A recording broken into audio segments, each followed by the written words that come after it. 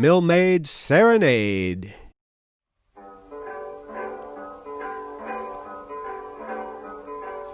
Modern life needed more and more goods, and they weren't made in the woods, but in the towns where the rivers ran.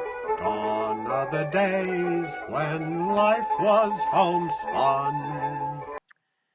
Here in Connecticut, there are watersheds on both sides of the state, Connecticut River coming down the middle. And on these different river systems, there were several factories on the rivers and on the streams that went into those rivers.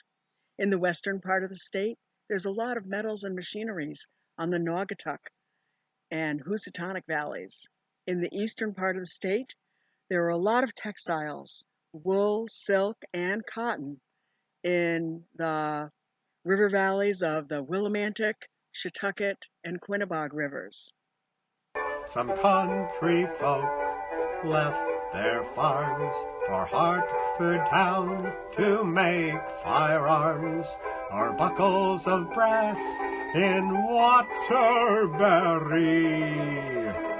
or apple cider in Glastonbury. Some of these factories started by families, brothers and cousins, and they needed water power for power to turn the wheels to make their machines work. They also needed capital. They needed money. Some of the old New England money got invested here, or they needed investors to believe in them, and hopefully their factory idea was going to work out. And they needed ideas and innovation and a lot of energy to get started. So some of the mills, one of them is one of the largest ones is the brass in Waterbury. The Scoville mills made brass, and they made all kinds of things from brass, tools and hardware and buttons. They are famous for their buttons. And here's one of the buttons for the military. So they made a lot of buttons, and eventually the factory went out of business, and now it's the Brass City Mall. For objects of tin in Berlin, it was a new era of manufacturing. Stanford is where Yale made the locks. From Bristol factories came the clocks. Ivory combs were made in Ivoryton. Hitchcock chairs were made in Riverton. Thornton made kettles and brass tacks. In Collinsville they made an axe. Another company that was very, very successful was in Canton, Connecticut. And the Collins family made a company that made sharp edge tools. And they made machetes for cutting sugarcane. They made swords and knives and axes. So these sharp edge tools, which would have been needed everywhere, so they were for home use and farm use and military use. And the machetes were for the slaves cutting the sugarcane. And so it was a very successful company, and it grew and grew, and they lasted for 140 years. And then they finally went out of business. The business was sold, and now their giant factory is a huge museum about their industry and about all things history in Collinsville, Connecticut. In Berlin, they made a cookie tin. In Hartford, they made this gun, bang bang. In Rockville, they made wool to spin. In East Hampton, they made this bell, clang, clang. Another factory is the Bevan Bell Company. The Bevan brothers started a company very early in 1832 in East Hampton. Actually, there were several little Bell factories in East Hampton, so it has the name Belltown. And many of them did not make it, and many of them probably were bought up by the Bevans, and they are still in business. So it's almost 200 years that they've been in business, and they still make bells. They employ about 20 people, and they make about 50 types of bells. They used to make 200 varieties of bells, but they still make sleigh bells and house bells and cow bells and sheep bells and doorbells and Salvation Army bells. And one of the things that happened, though, is their market for a lot of their animal bells are in third world countries where they still have animal carts where they do their work and sell their goods from carts that have bells. Um, but what they did that was very innovative, that keeps them in business, is that they also make another product. They make tanks, small tubes for oxygen. So they have kept their old product, which they still make, mostly for souvenirs and for a small market. And then they have expanded into another product that is some of the same technology, but it's for modern uses. So that's the story of the Bevan Bell Company. Flexible corsets were made in Bridgeport. New Britain made hardware of every sort. In Manchester the Cheney's produce silk. New Britain made hardware of every ilk.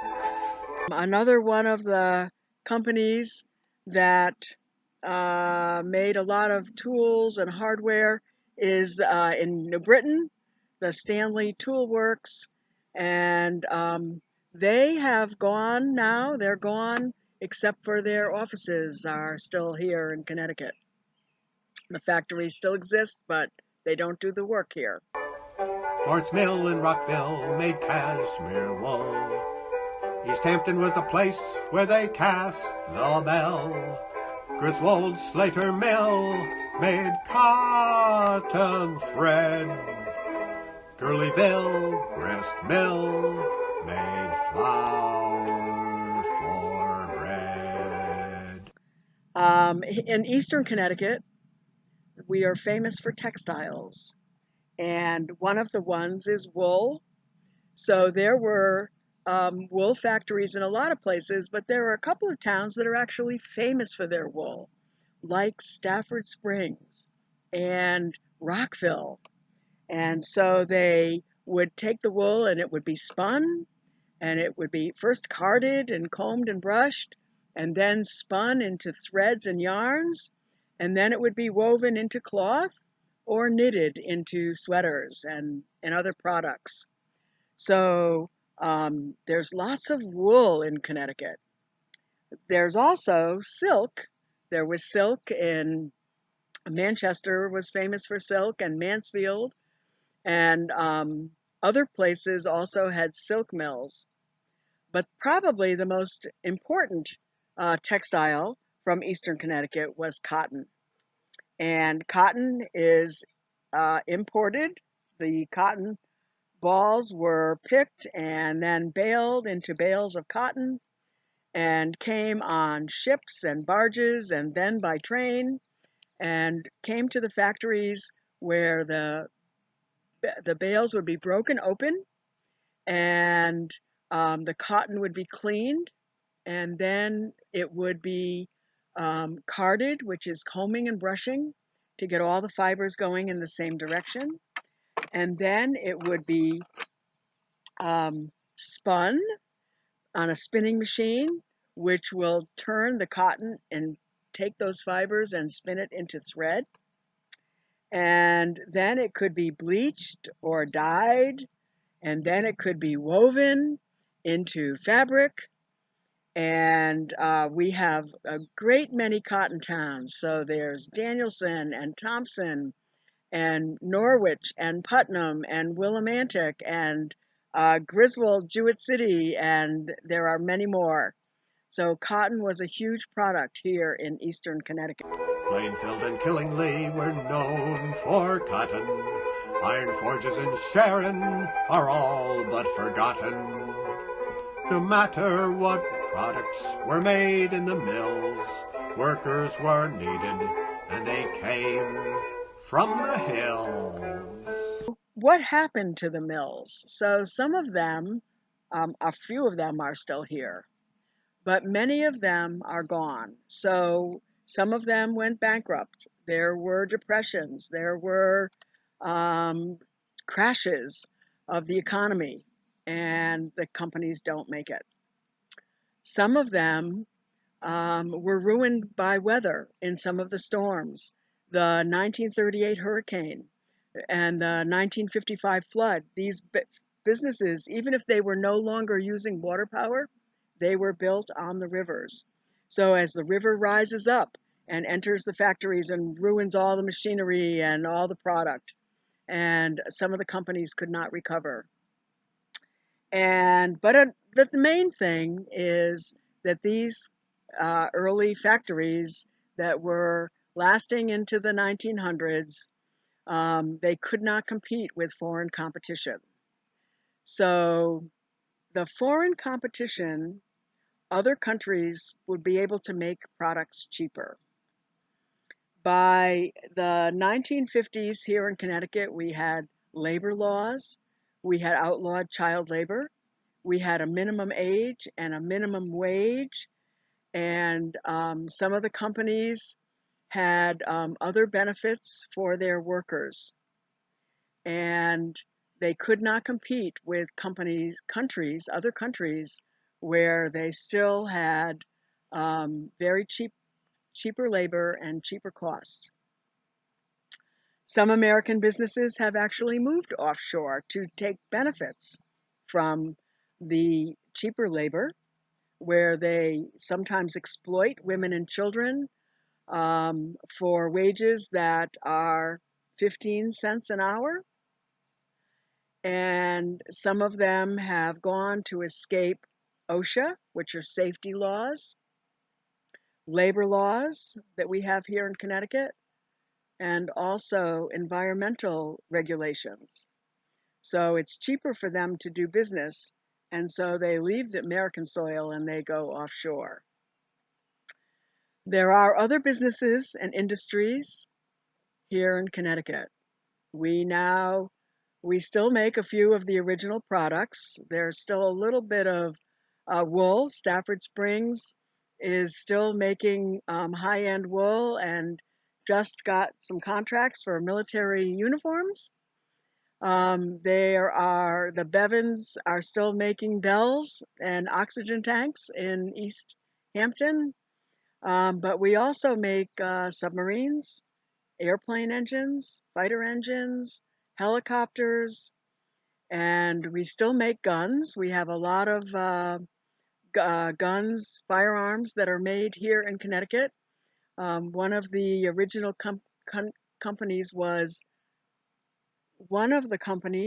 Samuel Colt, who started making revolvers and firearms in the 1800s before the Civil War. And they are still making guns in Hartford, and they make all of the semi-automatic weapons and a lot of modern military style guns even today. So there are still industries here in Connecticut today. Modern life needed more and more goods, and they weren't made in the woods, but in the towns where the rivers ran. Gone are the days when life was homespun. There's lots of things to manufacture. for business and pleasure. And that's a fact, sir. Factories made everything under the sun. Our country ways